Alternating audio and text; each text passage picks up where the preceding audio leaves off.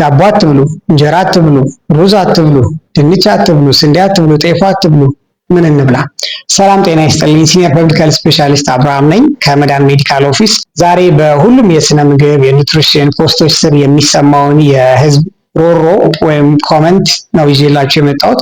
ሁልጊዜ ምን እንብላ እየተባለ ነው ኮመንት የሚደረገው እና ምን መብላት እንዳለብን ለራሳችን ለመወሰን የሚያስችለን የመጀመሪያው ጥያቄ አንድ ምግብ ጤናማ ነው ወይም አይደለም፣ መብላት አለብኝ ወይስ የለብኝም የሚለውን ለመወሰን የሚረዳችሁ ምግቡ በተፈጥሮ የተለቀመ ወይም ከመሬት ላይ የተገኘ ነው ወይስ በፋብሪካ ውስጥ ፕሮሰስ የተደረገ የሚለው ነው። ፕሮሰስ የተደረጉ ምግቦች ብዙ ውሃ፣ ብዙ ገለባ፣ ብዙ ቫይታሚንና ሚነራል ስለማይኖራቸው ኢነርጂን በትንሹ ይዘት ላይ አጭቀው ስለሚይዙ ከሚያስፈልገን በላይ ኢነርጂ እንድንወስድና አላስፈላጊ ስብ በሰውነታችን ውስጥ እንዲከማች ለተለያዩ በሽታዎች እንድንጋለጥ ያደርጉናል።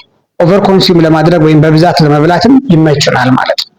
ሁለተኛው ጥያቄ ወይም መስፈርት ፕሮቲን ወይም ፋይበር አለው ወይስ የለውም የሚለው ነው። ለምንድን ነው ፕሮቲን እና ፋይበር የምንፈልገው?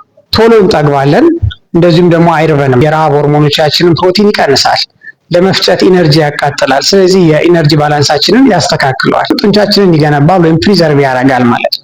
ስለዚህ ፕሮቲን ያላቸውን ምግቦች የምንፈልገው በዚህ ምክንያት ነው። ብዙ ፋይበር ያላቸውን ምግቦች የምንመርጥበት ምክንያት አንደኛ ቶሎ ስለማይፈጭና ቶሎ ወደ ዳሪ ስለማይወጣ ለረጅም ጊዜ እንደጠገብን እንድንቆይ እንዲያደርግ፣ ጠቃሚ የአንጀት ባክቴሪያዎቻችን ፋይበርን ስለሚመገቡት። ከዚህ በተጨማሪ ደግሞ ፋይበር ቶሎ ከአንጀታችን ወደ ደም ግሉኮስ እንዳይረጭ ማለትም የስኳር መጠናችን እንዳይጨምር የሚያደርግ በመሆኑ ነው። ስለዚህ ፋይበር ያላቸው ገለባነት ያላቸው ምግቦች፣ ፕሮሰስ ያልተደረጉ ምግቦችን የምንመርጥበት ምክንያት ይሄ ነው። ሶስተኛው ቀላሉ ዘዴ አንድ ምግብ ጤናማ ነው ወይም አይደለም ለማለት የሚረዳን ከአባት የቆየ ነው ወይስ መጤ የሚለው ነው። ይሄ አልትራ ፕሮሰስድ ፉዶችን ለመከላከል በጣም ፕራክቲካል ዘዴ ነው። ለምንድን ነው ከፋብሪካ የመጣ ምግቦችን የምንጠላው? ከፋብሪካ የመጡ ምግቦች ማለት ክሬቪንግ ወይም እንዲርበን ቶሎ እንድንፈልጋቸው ሱስ እንዲያስይዙን ተደርገው የሚዘጋጁ ናቸው።